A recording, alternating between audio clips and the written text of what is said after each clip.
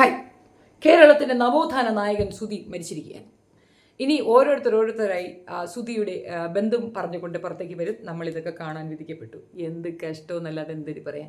വീണ എന്ന് പറയുന്ന ഒരു പിള്ള കൊച്ച് പുറത്തേക്ക് വന്നു. ഞാനാണ് അയാളുടെ രണ്ടാം ഭാര്യയെന്ന്. നല്ല കാര്യമാണ്.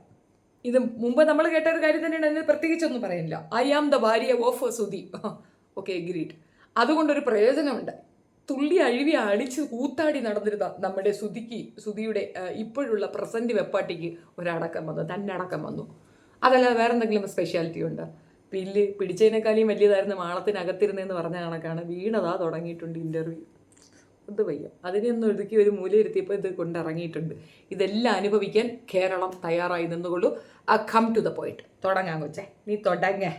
അങ്ങനെ അവൾ എന്തൊക്കെ കാര്യങ്ങൾ ഇങ്ങനെ കുലകുശിതമായി പറയുന്നത് നമ്മളെ റിയാക്ട് ചെയ്യുന്ന രീതിയാണ് കാണുന്നത്. കാണാം. അവര് പറയുന്നത് കഴിഞ്ഞാൽ ഇനി രേണുവിനെല്ലാം ഞാൻ കളിച്ചാൽ എന്നെ വലിച്ചീറി ഒട്ടിക്കും, സമൂഹത്തിന് മുന്നിൽ നാണം വരും. പിന്നെ കുറെ കമന്റുകൾ വരുന്നുണ്ട്. എന്റെ പാസ്റ്റ് എടുത്ത് നോക്കിക്കഴിഞ്ഞാൽ മുത്തുച്ചിപ്പി വായിച്ച ഒരു സംതൃപ്തി കിട്ടും എന്നൊക്കെയാണ്.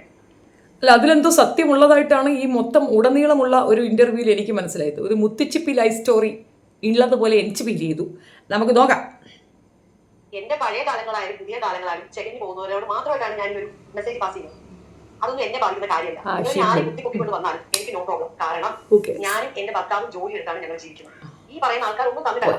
ഇപ്പൊ രേണു ചാനൽ ഇരുന്നത് 1 ലക്ഷം രൂപ ഞാൻ വീട്ടിലിരിക്കാം, അതൊന്നും പറയേണ്ട ആവശ്യം എനിക്കില്ല. പിന്നെ ഇവർ ഇതൊക്കെ കാണിച്ച് ഈ ഒലപ്പാമ്പ് കാണിച്ച് നമ്മളെ പേടിപ്പിക്കുമല്ലോ. അങ്ങനെ പേടിച്ചിട്ടല്ല ഞാൻ ഇതുവരെ ഇരുന്നത്. പിന്നെ ഞാൻ പറഞ്ഞല്ലോ, അവരുടെ ഫാമിലി എനിക്ക് അത്രയും ഇമ്പോർട്ടന്റ് ആണ്. സുധിയുടെ ഫാമിലി അത്രയും ഇമ്പോർട്ടന്റ് ആയതുകൊണ്ടാണ് ഞാൻ ഈ 9 വർഷക്കാലമായിട്ടും ഇതിനെക്കുറിച്ച് സംസാരിക്കാതിരുന്നത്. എനിക്ക് അമ്മയ്ക്ക് റൂമാണ് ഡോറി കട്ടി, അമ്മ ഡോർ തുറന്നു, ഞാൻ കിടക്കുന്നു, പെട്ടെന്ന് ചാടിയിട്ട് ഞാനാണ് സുധി കേട്ടോ, എന്റെ നാട്ടുകാരാണെന്ന് പറഞ്ഞു. ഇങ്ങനെയാണ് പുള്ളി ഫസ്റ്റ് എന്ന് പറയാം. ഇതെന്താ സീൻ എന്ന് പറഞ്ഞു കഴിഞ്ഞാൽ, സുധിയെ എപ്പങ്ങൾ കണ്ടു എന്നുള്ള ചോദ്യത്തിനുള്ള മറുപടിയാണ്. സുധി ഡോറി തട്ടുന്നു, ഡോർ ഓപ്പൺ ചെയ്യുന്നു.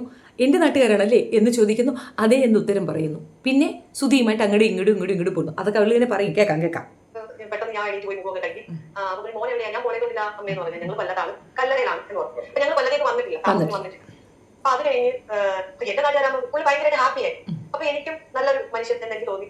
അത് കഴിഞ്ഞതിന് ശേഷം ഞങ്ങൾ നല്ല കമ്പനിയായി. ഈ ഷൂട്ടിനൊക്കെ പോകുമ്പോൾ കൊല്ലത്ത് ഞങ്ങൾ ഒരുമിച്ചാണ് പോകുന്നത്. ഞാൻ സുചാനൊക്കെ ഒരുമിച്ചാണ് പോകുന്നത്. അങ്ങനെ പോകുന്ന സമയത്ത് നമ്മുടെ ഏഷ്യനെറ്റിൽ തന്നെ കുറച്ചധികം ആൾക്കാർ നമ്മളെ കുറിച്ച് മോശം പറയാൻ തുടങ്ങി.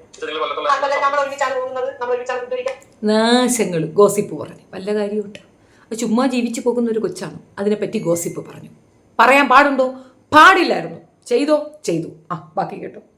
സുധിച്ചായിട്ട് കുറച്ച് കെയറിങ് അധികം എല്ലാം കൊണ്ട് മോശം ആയിട്ട് സംസാരിക്കാൻ തുടങ്ങി. അവിടെ തന്നെ മോശമായിട്ട് തീർച്ചയായിട്ടും സുധിച്ചാൻ ഒരു വാക്കുകൊണ്ട് പോലും മോശം പറഞ്ഞിട്ടില്ലായിരുന്നു. അപ്പൊ ഇങ്ങനെ ആൾക്കാർ പറയാൻ, നമ്മുടെ കൂട്ടത്തിലുള്ളവർ തന്നെ പറയാൻ തുടങ്ങി. അതിന് എനിക്ക് ആ സമയത്ത് എനിക്ക് പേര് വെളിപ്പെടുത്താൻ പറ്റില്ല. അവിടെ ഒരു അഫയർ ഉണ്ടായിരുന്നു. പേര് വെളിപ്പെടുത്താൻ പറ്റാത്ത ഒരു അഫെയർ അവൾക്ക് അവിടെ ഉണ്ടായിരുന്നു എന്ന്. ആ അഫെയർ ഉണ്ടായപ്പോൾ ഈ അഫെയർ വന്നു. ആ അഫെയറിനെ തേച്ചു. എന്നിട്ട് ഈ അഫെയർ കയറി. ഈ അഫെയർ കുറേ നാൾ പോയപ്പം ഈ അഫെയറുകാരൻ വേറൊരുത്തിയുടെ പല്ലിയുടെ കൂടെ പോയി. പല്ലി ഇവക്കിട്ട് താങ്ങി. പല്ലിയേയും കൊണ്ട് അവൻ പോയി. അപ്പോൾ അവൻ ഇവളെ തെച്ചു. ആദ്യം ഇവൾ ഒരുത്തനെ തെച്ചു. ആ തേച്ചതിൻ്റെ കർമ്മഫലമായിട്ട് ഇവക്ക് സുധി തേപ്പ് കിട്ടി. പിന്നെന്ത് ചെയ്തു? പിന്നെ വേറൊരുത്തനെ കല്യാണം കഴിച്ചു. അവനിലൊരു കുഞ്ഞുമുണ്ട്. എന്നിട്ട് ഇപ്പം അവനെ തേക്കാനായിട്ട് പബ്ലിക്കിൽ വന്ന് നിൽക്കുകയാണ്. മൊത്തം തേപ്പ് കഥയാ. കേട്ടോളി. എനിക്ക് മറിച്ചേക്കേണ്ട ആവശ്യമില്ല, കള്ളം പറയേണ്ട ആവശ്യമില്ല. സുധിച്ചാൽ അറിയാൻ ഈ പ്രശ്നങ്ങൾ ഭയങ്കര വിവാദമായപ്പോ കേൾക്കുന്ന ആൾക്കും അറിയാം. എന്റെ വീട്ടിൽ നേരിട്ടൊക്കെ ഒന്ന് സംസാരിക്കുകയൊക്കെ ചെയ്യണം. ഈ പ്രശ്നങ്ങൾ ഭയങ്കര വിവാദമായപ്പോ ആള് തന്നെ ഒരുമാതിരി എന്നോട് സംസാരിച്ചു. അപ്പൊ ഞാൻ സുധിച്ചാനോട് ആൾക്കാർ ഇങ്ങനെ ഭയങ്കര മോശമായിട്ടാണ് സംസാരിക്കുന്നത് നമ്മളെ കുറിച്ച്. ചേട്ടനെ കൊണ്ടു നടക്കുന്നത് മാത്രമല്ല പറയുന്നത്. അപ്പൊ അതുകൊണ്ട് കല്യാണം നോക്കാം. അപ്പൊ പുള്ളി പറഞ്ഞു, ഇപ്പൊ കഥ പൂർണ്ണമായി. മനസ്സിലായില്ലേ? തോന്നിവാസങ്ങളും വൃത്തികേടുകളോ പറഞ്ഞു പരത്തിയാൽ ഇങ്ങനെയാണ്. അല്ല ഒരു ചോദ്യം കൊച്ചേ, അല്ല വീണ കൊച്ചേ, എൻ്റെ സുധിയെ പറ്റിയും അന്നെപ്പറ്റിയും മോശം പറഞ്ഞ ഉടനെ ആ സുധിക്ക് ഒരു പെണ്ടാട്ടി ഉണ്ടെങ്കിൽ നീ എന്ത് ചെയ്യുമായിരുന്നു? അപ്പോഴും നീ എങ്ങനെ കല്യാണം കഴിക്കുമായിരുന്നു? നാട്ടുകാർ പറഞ്ഞു എന്നും പറഞ്ഞ് കല്യാണം കഴിക്കണം എന്നൊക്കെ പറയണം. ചുമ്മാ പോടുന്നത്, ചുമ്മാ അവരൊന്നും പറയില്ല. ഇതെന്താ വിഷയം എന്നറിയാമോ? Same thing. പെണ്ണും പിടിച്ച് കള്ളും കുടിച്ച് കടബാധ്യതകളുമായി ആ കുത്തഴിഞ്ഞ ജീവിതം നയിച്ച ഒരു സുധിയെയാണ് നിങ്ങളെല്ലാം കൂടെ തൂക്കി തലയെ വെച്ചിരിക്കുന്നത്. കൊലാകാരനാണ് അത്രേ, കൊലാകാരൻ. ഇതാണ് ഒരു കലാകാരൻ്റെ പറയുന്നേ. പുള്ളി എന്നോട് ചോദിച്ച ചോദ്യം, നീ എന്താ പറയുന്നത്? നീ ഞാൻ എന്നെ കുറിച്ച് നീ ആലോചിച്ചോ എന്ന് ചോദിച്ചു. നല്ലതായിട്ട് കിട്ടിയ എന്റെ പ്രായത്തിൽ കളിയാക്കിയ എന്നെ. ഞാൻ പറഞ്ഞു അതൊന്നും അല്ലാന്ന് പറഞ്ഞു. പക്ഷെ എനിക്ക് ഇങ്ങനെ ഒളിച്ചോടി വന്ന് താമസിക്കാനൊന്നും താല്പര്യമില്ല. ചില കാര്യം ഞാൻ ആദ്യം വന്ന് എന്റെ അമ്മയോട് സംസാരിക്കണം. അമ്മയ്ക്ക് ഭയങ്കര ഇപ്പോഴും തന്നെ അമ്മയ്ക്ക് ഭയങ്കര ഇഷ്ടമാണ്. ഇഷ്ടാവുമല്ലോ. ശേഷം നമ്മൾ നല്ല രീതിയിൽ കല്യാണം ഭരിക്കാവ് മാറുന്ന ക്ഷേത്രത്തിലായിരുന്നു. കല്യാണമൊക്കെ നടന്നു. അത് 2012. അപ്പൊ കല്യാണമൊക്കെ നടന്നു. താങ്കൾ ലിവിംഗ് ടുഗദറിലുണ്ടായിരുന്ന ഒരു കഥാപാത്രത്തെ മാത്രമായിട്ടാണ് ജെനിസുതി പല സ്ഥലത്ത് അവതരിപ്പിക്കുന്നത്. അപ്പൊ അങ്ങനെയുള്ള ഒരു നിങ്ങൾ ഇഷ്ടപ്പെട്ട് കണ്ടു പരിചയപ്പെട്ടതിന് ശേഷം പരസ്പരം വീട്ടുവന്ന് ആലോചിച്ച് വിവാഹം നടത്തി വിവാഹത്തെ ഒന്നും അല്ലാതാക്കുന്ന രീതിയിലാണ് അവർ. അതുപോലെ തന്നെ താങ്കളുമായിട്ടുള്ള വിവാഹ ബന്ധത്തിലൂടെ മുന്നോട്ട് പോയിക്കൊണ്ടിരുന്ന സമയത്ത് തന്നെയാണ് കൊല്ലം സുധിയായിട്ട് അവരുടെ ബന്ധം ഉണ്ടാക്കുന്നതും അവർ പിന്നെ ആ ബന്ധത്തിലേക്ക് മാറുന്നത്. ഇത്തരത്തിലുള്ള തുടർച്ചയായ പല പ്രശ്നങ്ങളും ഉണ്ടാകുമ്പോഴും അതിൽ നിന്നെല്ലാം എങ്ങനെയാണ് മാനസികമായിട്ട് നിങ്ങൾ രക്ഷപ്പെട്ടു വരുന്നത്? അതൊന്നും എനിക്ക് അറിയത്തില്ല, അതൊന്നും എന്നോട് ചോദിക്കുകയും ചെയ്തത്. ഞാൻ ആ കുറച്ച് സമയം ഭയങ്കരമായിട്ട് എനിക്ക് പ്രോബ്ലം തന്നെയായിരുന്നു. അതുകൊണ്ടല്ലേ ഞാൻ എന്റെ കരിയർ ഒരു നഷ്ടപ്പെടുത്തി ഇവിടുന്ന് പോകേണ്ടി വന്നത്. ചോദിക്കുന്ന എല്ലാവരും മറുപടി. പിന്നെ കുറച്ച് ആൾക്കാർക്ക് സുധിയെ കല്യാണം കഴിക്കുന്നതിനോട് ഇഷ്ടമില്ലായിരുന്നു. അവരൊക്കെ ഒരു അപഹാസ്യ കഥാപാത്രമായിട്ട് എന്താണ് പ്രശ്നം, അന്നേ പറഞ്ഞോ ഇതൊന്നും ചെയ്യരുതെന്ന്, ഇപ്പൊ സഹിച്ചോ, അങ്ങനെ തന്നെ വേണം, അങ്ങനെയൊക്കെ പറയുമ്പോൾ എന്നെ ഒരിക്കൽ പോലും എന്റെ കൂടെ നിന്നവരൊന്നും സപ്പോർട്ട് ചെയ്തില്ല. എന്നുവെച്ചാൽ തന്നതായിരുന്നു എനിക്ക്. അത് കേൾക്കാതെ പോയതുകൊണ്ട് അങ്ങനെ കുറച്ച് പ്രശ്നങ്ങളൊക്കെ ഉണ്ടായിട്ടുണ്ട്. പിന്നെ ഓട്ടോമാറ്റിക്കലി ഞാനിങ്ങനെ ഇരുന്നാൽ പറ്റില്ല എന്നൊക്കെ പറഞ്ഞിട്ട്. പക്ഷേ ഇപ്പോഴും ഞാൻ മിമിക്രി ഫീൽഡിൽ തിരിച്ച് കയറിയിട്ടില്ല. മിമിക്രി ഫീൽഡിൽ നിന്ന ഒരാളാണ്, തിരിച്ച് കയറിയിട്ടില്ല ഇതുവരെയായിട്ട്. ആ ഇറങ്ങി പോകുന്നത് ഞാൻ ഇറങ്ങി പോകുന്നു. പോകാൻ ആഗ്രഹിക്കുന്നുണ്ടോ എന്ന് ചോദിച്ചാൽ എനിക്ക് എന്നെ മിമിക്രി ഫീൽഡിൽ കൊണ്ടുവരുന്നത് ഞാൻ പറഞ്ഞല്ലോ, സൈച്ചേട്ടൻ കൊണ്ടുവന്നിട്ടുണ്ടെങ്കിലും പക്ഷെ ഭയങ്കര അറ്റാച്ച്മെന്റ് സുധിച്ചേട്ടൻ ഞാൻ എപ്പോഴും സ്കിറ്റ് വെച്ചുകൊണ്ടിരിക്കുന്നത്. ഡാൻസ് കളിക്കാൻ പോകുമ്പോൾ ഡാൻസറാണ്. അതിന്റെ ഒരു ചെറിയ പ്രോബ്ലം എനിക്ക് ഒന്നും ഇല്ലാതില്ല, ചെറിയ പ്രോബ്ലം ഉണ്ട്. പോണം, തിരിച്ചു പോകണം.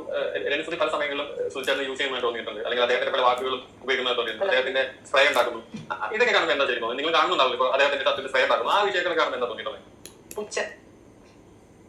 അതെന്തിനാ? അവളുടെ ഭർത്താവായി ജീവിച്ച വ്യക്തി, വെപ്പാട്ടൻ തന്നെ വെക്കാം, വെപ്പാട്ടി സിസ്റ്റം എന്ന് തന്നെ വെക്കാം. അവളുടെ കുഞ്ഞിൻ്റെ തകപ്പനല്ലേ, അവളൊരു സ്പ്രേ ഉണ്ടാക്കി അത് വെച്ചുകൊണ്ടിരിക്കുന്നില്ല. ഇപ്പം എന്താ പുഞ്ഞിക്കായിരിക്കുന്നത്? അവളത് കെയർ ചെയ്യുന്നില്ല, നാട്ടുകാരൊക്കെ പറ്റിക്കാനാണ് എന്നൊക്കെ നീ പറഞ്ഞ് നമ്മൾ സമ്മതിച്ചു. അതിൽ പുഞ്ഞിക്കാൻ എന്തിരിക്കുന്നു?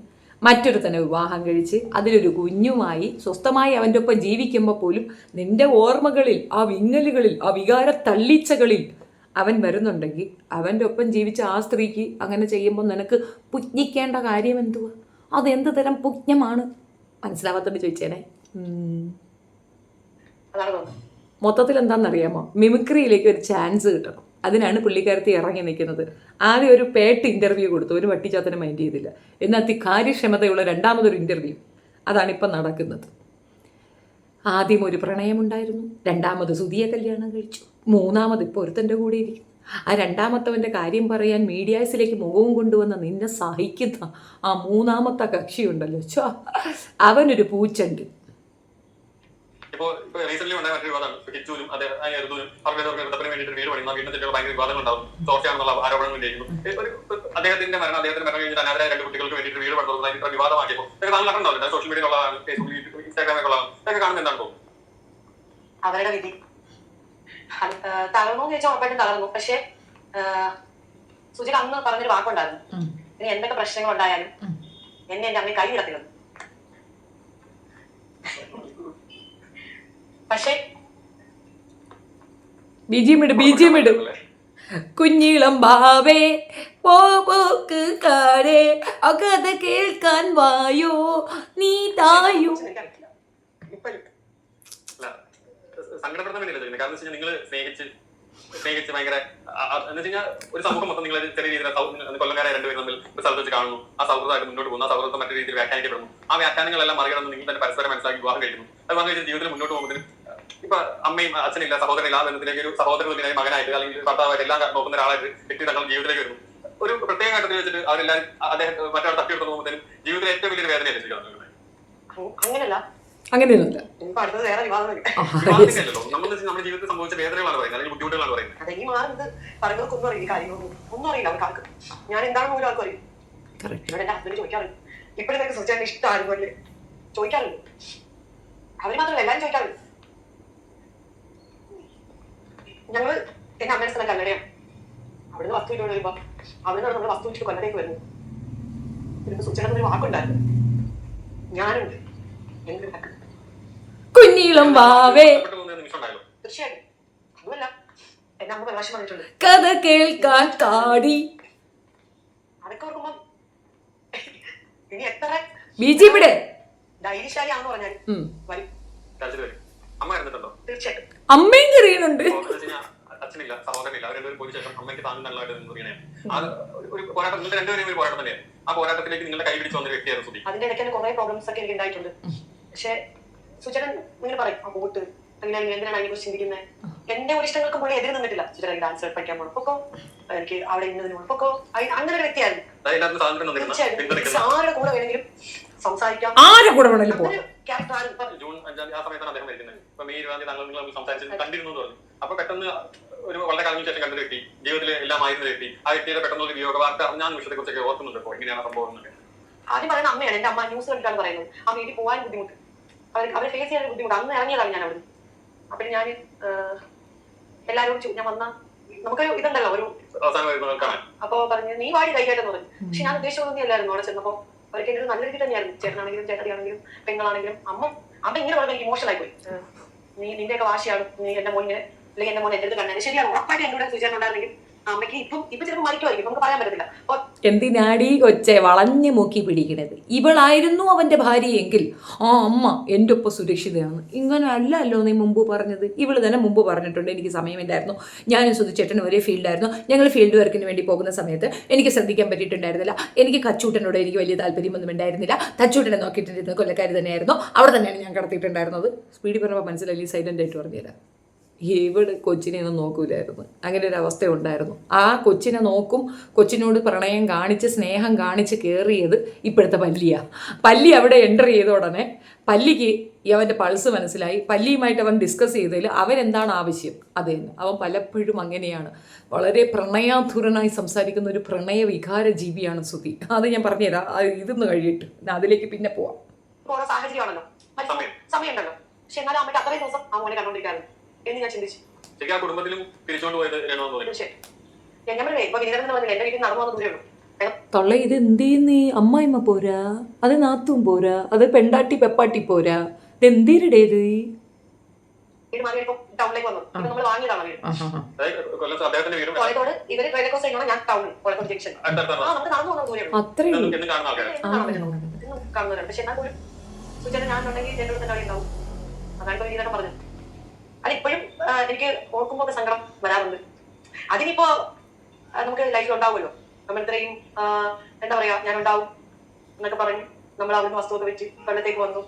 നമുക്ക് ഉണ്ടാകാതിരിക്കത്തില്ലല്ലോ, സങ്കടം ഉണ്ടാകാതിരിക്കത്തില്ലല്ലോ. ഞാൻ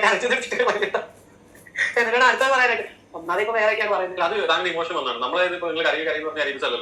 അതായത് വികാരങ്ങളാണ് നമുക്ക് അദ്ദേഹത്തിന്റെ ഓർമ്മകളാണ് ആ സമയത്തുണ്ടായ കാര്യങ്ങളാണ്. എന്റെ വീട്ടിൽ ഇപ്പോഴും സുചേട്ട ഓർമ്മകളിൽ നിൽക്കുന്ന ഒരു സാധനം പോലും കളഞ്ഞിട്ടില്ല. ഫോട്ടോസുകളാണെങ്കിലും ഒന്നും കളഞ്ഞിട്ടില്ല. ഫോട്ടോസുകളെല്ലാം നിന്റെ വീട്ടിൽ ഒരു പെങ്കൂസനാണുള്ളത് അല്ലേ? ആ നിന്റെ കല്യാണം കഴിച്ചത് തന്നെ അപ്പി അല്ല, അറിയാത്തോണ്ട് ചോദിക്കും. ആദ്യത്തെ ഭർത്താവിൻ്റെ ഫോട്ടോയും കാര്യങ്ങളും ഒക്കെ അവിടെ സൂക്ഷിച്ചു വയ്ക്കാം.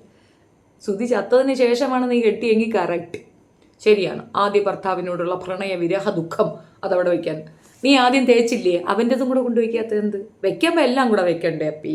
നീ ആദ്യം ഒരുത്തനെ തേച്ചു എന്ന് നീ തന്നെ പറയുന്നില്ലേ? തേച്ചോൻ്റെ ഫോട്ടോ അവിടെ എങ്ങനെ മൂലയിൽ വെച്ചിട്ടുണ്ടാ? അത് സുധിയുടെ മാത്രമേ വെച്ചിട്ടുള്ളൂ. സുധിയുടേതും വെച്ച് തേച്ചോൻ്റെ വെച്ച് ഇപ്പോഴത്തോൻ്റെ വെച്ച് എന്തുവാ? ഒരു സ്കൂൾ നടത്താനുള്ള പ്രോഗ്രാമൊക്കെ കൊച്ചിൻ്റെ കയ്യിലുണ്ട്. മ്യൂസിയമാ അത്, മ്യൂസിയം. മരിച്ച സമയം അമ്മ ഇങ്ങനെ പോയി നോക്കിയപ്പോൾ പറഞ്ഞു പുള്ളി ഞാൻ കിടന്നിരുന്ന കട്ടിലേക്ക് തന്നെയാണ് ഞാൻ ആ സമയം കിടന്നോണ്ടിരുന്നത്. അപ്പോൾ പറഞ്ഞു ഇത് എനിക്ക് അത് കേട്ട് മാറ്റാൻ പറഞ്ഞു. പക്ഷെ അമ്മ പറഞ്ഞു വേണ്ട വഞ്ഞ തന്നെ കിടക്കട്ടെ, അവസാനമായിട്ട് നമുക്ക് വെച്ച സാധനം ഫോട്ടോ ഒക്കെ എടുത്ത് മാറ്റി മറ്റൊരാൾ ഇതല്ലയോ. അപ്പൊ അമ്മ അവിടെ ഇരുന്നോട്ടെന്ന് പറഞ്ഞു, ഇങ്ങനെ മാറ്റണം പോകും. പിന്നെ എനിക്ക് കുറെ നാളേക്ക് ഭയങ്കര പേടിയൊക്കെ ഉണ്ടായിരുന്നു, ഇങ്ങനെ ഒറ്റയ്ക്ക് കിടക്കാനും രാത്രിയിലൊക്കെ പോകാനും. രാത്രിയാവും വരുമെന്ന് ഇപ്പൊ ഇതെല്ലാം തുറന്നു പറയാൻ അല്ലെങ്കിൽ ഇപ്പൊ പറയുന്ന അവസ്ഥ തന്നെ അങ്ങനെ ഒരു സുചേട്ടന്റെ ഒരു അദൃശ്യ ശക്തിയായിരിക്കാം നിങ്ങളെ പറയിപ്പിക്കുന്നത്. എനിക്കറിയില്ലായിരിക്കാം. ആ പിള്ളേരെ കൊണ്ട് അത് ചെയ്യിച്ചത് അവനായിരിക്കാം. കാരണം അല്ല അവളുടെ ഫേക്ക് ഫേസ് ഒന്ന് പുറത്തേക്ക് കൊണ്ടുവരണമെന്ന് അവ ആഗ്രഹിച്ചിട്ടുണ്ടാവും. ഇത് നമുക്ക് മിമിക്രി കയറി പറ്റാനുള്ള ഒരു കുതന്ത്രമായിട്ടാണ് എനിക്ക് മനസ്സിലായത്. ചില പറയുന്ന പച്ചക്കള്ളങ്ങൾ, ആ പച്ചക്കള്ളങ്ങൾ മാറ്റിയ സത്യങ്ങളുടെ ഒരു സത്യങ്ങൾ പറയുമല്ലോ, സത്യങ്ങളും ജനങ്ങൾ അറിയണമല്ലോ. ഇത് അതൊന്നുമല്ല. അവൾ മൂലം ബാധിക്കപ്പെട്ട കുറെ മനുഷ്യരെല്ലാവരും കൂടെ ചേർന്ന് പിടിച്ച് കൊണ്ടുവന്ന് അങ്ങോട്ട് ഫിറ്റാക്കി. അത്രേ എനിക്ക് മനസ്സിലായത്. ഇത് ഓവറാണ് കേട്ടാ. ശരിയാണ്, രേണു സുധിക്ക് കുറെ പ്രശ്നങ്ങളുണ്ട്, അതില്ലാന്ന് തർക്കമില്ല. പക്ഷേ ഇത് ഓവറാണ്. ഇത് വളരെ വളരെ വളരെ ഓവറാണ്. ഞാൻ വന്നത് അതുൽ ബ്രോ എന്ന ഒരു ബ്ലോഗറാണ്. ഇന്നിങ്ങനെ ഒരു വീഡിയോ ഇട്ടിട്ടുണ്ടായിരുന്നു. ഫെയിമിൽ വരാൻ താല്പര്യമില്ല എന്ന് പറഞ്ഞ വ്യക്തി ഫെയിമിൽ വന്നു. അപ്പൊ ബ്രോയ്ക്ക് ഞാൻ ഒരു കമന്റ് ഇട്ടിട്ടുണ്ടായിരുന്നു. ഒരിക്കലും എന്നെ സംബന്ധിച്ച് എനിക്ക് ഫെയിമിൽ വരാൻ താല്പര്യമില്ലാത്ത ഒരാളായിരുന്നു. പ്രത്യേകിച്ച് പിന്നെ ഇപ്പൊ വന്ന എന്തിനിപ്പൊ വന്നത് എന്തിനീ ഒരാളുടെ പേര് വെച്ചിട്ട് ജീവിച്ചിരിക്കുന്ന സമയത്തോ ഞാൻ പുള്ളിയുടെ പേര് വെച്ചിട്ട് ഒന്നിനും പോയിട്ടില്ല. അപ്പൊ ഇപ്പോഴും ചെയ്യാതിരുന്നൂടെ? കാര്യം വന്ന് പറഞ്ഞു, ഞാനുണ്ട്, രണ്ടാമതൊരു ഭാര്യയും കൂടെ ഉണ്ട്, ഇച്ചിരി കുത്തഴിഞ്ഞ ജീവിതമായിരുന്നു സുധിയുള്ളത്. കഴിഞ്ഞു. ഓ, ആ ഓർമ്മകളിൽ കുഞ്ഞിളമ്പാവേ കഥ കേൾക്കാൻ നിന്നെ മോളെ. അതായത് ആ ടൈമിൽ പോയി പുള്ളിയുടെ കൂടെ ഉള്ളപ്പോ വർഷം കഴിഞ്ഞു. പിന്നെ മരിച്ചിട്ട് നിൽക്കുന്ന ഒരാളെ ആ ഒരു ഫ്രണ്ട് വന്നിട്ട് എനിക്ക് എന്ത് കിട്ടാനാണ് ഒന്നത്. ഞാൻ വേറെ ആൾ ഭാര്യയാണ് ലീഗലി. പിന്നെ കുറെ പേര് പറയുന്നത് വെച്ച് കഴിഞ്ഞാൽ ഇൻഷുറൻസ് കാശിന് വേണ്ടിയിട്ടാണ്. നിങ്ങൾ തന്നെ ചിന്തിച്ച് നോക്ക്, നിലവിൽ ഒരു ഭാര്യയും 2 മക്കളും അമ്മയും സഹോദരങ്ങളും ഉള്ള ഒരാളുടെ ഇൻഷുറൻസ് കാശ് എനിക്ക് എങ്ങനെയാണ് നേടി? ഞാൻ വേറെ ആളെ മാരേജ് ചെയ്തു, അതിനൊരു മകനുണ്ട്. ഞാൻ അങ്ങനെ ആളുടെ ലീഗലി ഭാര്യയാണ്. കഴിയുന്നു 6 വർഷമായിട്ട്. അപ്പൊ എങ്ങനെ കിട്ടും എനിക്കറിയില്ല. അതിന് അമ്മ എപ്പോഴും പറയും, അച്ഛൻ പോലും മരിച്ചവർക്ക് അറിയാത്ത കാര്യങ്ങൾ എന്നൊക്കെ പറയും. പക്ഷെ ചില കാര്യങ്ങൾ നമുക്ക് പെട്ടെന്ന് കൊള്ളും. ആൾക്കാർ അറിയാതെ നമ്മളെ എടുത്ത് കൊടുക്കുമ്പോ എന്തിന് രേണുവിനോട് അതിനേക്കാൾ സുന്ദരിയായ ഒരാളാണ്, അതിനേക്കാൾ നന്നായിട്ട് സംസാരിക്കുന്ന ആളാണ്, ആ കാര്യങ്ങൾ വ്യക്തമായി പറയുന്ന ഒരാളാണ്. എന്തുകൊണ്ട് പോയി? അതാണ് എല്ലാവരും ചോദിക്കുന്നത്. വളരെ വലിയൊരു വിഭാഗം ആളുകൾ ചോദിക്കുന്നത് വീണ എന്ന് പറഞ്ഞ എന്തിന് ഉപേക്ഷിച്ചു അദ്ദേഹം? കാരണം വെച്ച് കഴിഞ്ഞാൽ അദ്ദേഹത്തെ അവരെ കുറിച്ച് പറയുന്നില്ല, ആരെക്കാൾ സുന്ദരിയാണ്, അല്ലെങ്കിൽ ആരെക്കാൾ നന്നായി സംസാരിക്കുന്നു, എല്ലാ ഭയങ്കര കാര്യങ്ങൾ വ്യക്തമായി സംസാരിക്കുന്നു. അങ്ങനെ ഒരു വ്യക്തി എന്തിന് പോയി എന്നാണ് എല്ലാവരും ചോദിക്കുന്നത്. ഒരിക്കലും ഞാൻ തെറി പറയുന്നുണ്ടാവാൻ എനിക്കറിയില്ല, പക്ഷെ തെറി പറയുന്നതിനേക്കാൾ കൂടുതലും താങ്കൾ പിന്തുണച്ചുകൊണ്ട് താങ്കൾ സപ്പോർട്ട് ചെയ്തുള്ള കമന്റുകളാണ് ഞാൻ കണ്ടത്. അങ്ങനെയുള്ളവരോട് എന്താ പറയാൻ പറ്റും? സന്തോഷം. എന്നെ മനസ്സിലാക്കുന്ന കുറച്ച് പേരെങ്കിലും ഉണ്ടല്ലോ. പിന്നെ അവരോട് എല്ലാവരോടും പറയാൻ ഒരു കാര്യമുള്ളൂ, എനിക്ക് ഇന്റർവ്യൂ എടുത്ത് ഫെയിം ആവാനോ വൈറലാകാനോ ഒന്നും താല്പര്യമില്ല. അതൊക്കെ നമുക്ക് മനസ്സിലാവുന്നുണ്ട്. നിനക്ക് ഇത് വൈറലാവാനും വയറ്റിലാക്കാനും ഒന്നും ഒരു താല്പര്യവും ഇല്ലാത്ത കാര്യമാണ് നമുക്ക് മനസ്സിലാവുന്നുണ്ട്. ഒരു കാര്യം ഞാൻ പറയാം, സുധി ഫാൻസ് അല്ലെങ്കിൽ സുധിയെ എഗൻസ്റ്റ് ആയിട്ട് നിൽക്കുന്നവരും അല്ലെങ്കിൽ രേണുവിനെ എഗൻസ്റ്റ് ആയിട്ട് നിൽക്കുന്നവർക്കും ഒക്കെ ഈ പെൺകുട്ടി പറയുന്നതിനകത്ത് ഒരു കുറ്റവും തോന്നില്ല. ഞാൻ കമൻസ് നോക്കി, ഭയങ്കര സപ്പോർട്ടീവ് കമൻസ് ആണ്, സൂപ്പറാണ്, നല്ല പക്വതയുണ്ട്, നല്ല എന്ത് പക്വതയാണ് നിങ്ങൾ എക്സ്പെക്ട് ചെയ്യുന്നവരിൽ നിന്ന്? ഇവരെന്താണ് പൊതുസമൂഹത്തിന് കൊടുക്കുന്ന ഒരു മെസ്സേജ് എന്ന് പറഞ്ഞു തരാമോ? മുഴുക്ക ആ സ്ത്രീ അഹങ്കാരം കൊണ്ട് ചെയ്ത ഒരു പ്രവൃത്തിയാണ്. രേണു എന്ന് പറയുന്ന സ്ത്രീ അഹങ്കാരിയാണ്, അത് തർക്കമില്ല. ആ അഹങ്കാരം കൊണ്ട് സംഭവിച്ച ഒരു കാര്യം എന്താണെന്ന് പറഞ്ഞു കഴിഞ്ഞാൽ അവരെ സഹായിച്ച് മനുഷ്യർക്കെല്ലാം തലകുനിച്ച് നിൽക്കേണ്ട ഒരു അവസ്ഥയുണ്ട്. അത് ഞാൻ എഗ്രി ചെയ്തു, സമ്മതിച്ചു. അതിനപ്പുറം രേണു ഒരു മോശം ക്യാരക്ടറാണ് അല്ലെങ്കിൽ മറ്റൊന്നാണ് എന്ന് പറഞ്ഞു വരുന്ന ആൾക്കാരോട് ഒരു ചോദ്യം. ആ സ്ത്രീ സുധിക്കൊപ്പം തന്നെയല്ലേ ജീവിച്ചത്? മരിക്കുമ്പോഴും സുധിക്കൊപ്പം തന്നെ ആയിരുന്നല്ലോ. അതിലൊരു കുഞ്ഞുമുണ്ട്. ഇൻഷുറൻസ് തുകയുടെ കേസ് പറയുന്നുണ്ട്. അത് പൂർണ്ണമായും ഒരു കാരണവശാലും രേണുവിന് കിട്ടരുത്. കാരണം രേണു ലീഗൽ വൈഫ് അല്ല. അപ്പോൾ രേണുവിന് അത് കിട്ടരുത്. അത് എൻ്റെയും ആഗ്രഹം തന്നെയാണ്. അത് കിട്ടേണ്ട അർഹതപ്പെട്ട കൈകൾ ഒന്ന് സുധിയുടെ അമ്മയാണ്, 2 ആ കുഞ്ഞുങ്ങളാണ്. കുഞ്ഞുങ്ങളുടെ പേർക്ക് ഈക്വൽ ഷെയർ ആക്കി ഇട്ട് കൊടുത്താൽ 3 ഷെയർ ആക്കുക. 3 ഷെയറിൽ 1 ഷെയർ അമ്മയ്ക്ക്, 2 ഷെയർ മക്കൾക്ക്. ആ ഇൻഷുറൻസ് തുക 1000 രൂപയാണെങ്കിൽ പോലും അത് അങ്ങനെ തന്നെ കൊടുക്കുക. സുധിക്ക് രേണുവിന് ഒരു പൈസയും കൊടുക്കണ്ട. ഇത് നല്ല വാദമാണ്. അതിനപ്പുറം ഇത് ഭയങ്കര ബോറായിട്ട് നിങ്ങൾക്ക് തോന്നില്ല? ഇനിയും ഇൻ്റർവ്യൂസ് വരും, ഇനിയും വായ്ത്താളം കൊണ്ടുവരും. ഇവൾക്ക് ഇപ്പോഴും സുധിയുടെ ഫെയിമാണ് ഇഷ്ടം. കൂടെ ഉള്ള ഹസ്ബൻഡിൻ്റെ ഒരു വാല്യൂ ഈ പെണ്ണ് മറന്നു കഴിഞ്ഞു. സത്യത്തിൽ അയാളെ ഇൻസൾട്ട് ചെയ്യുകയാണ്.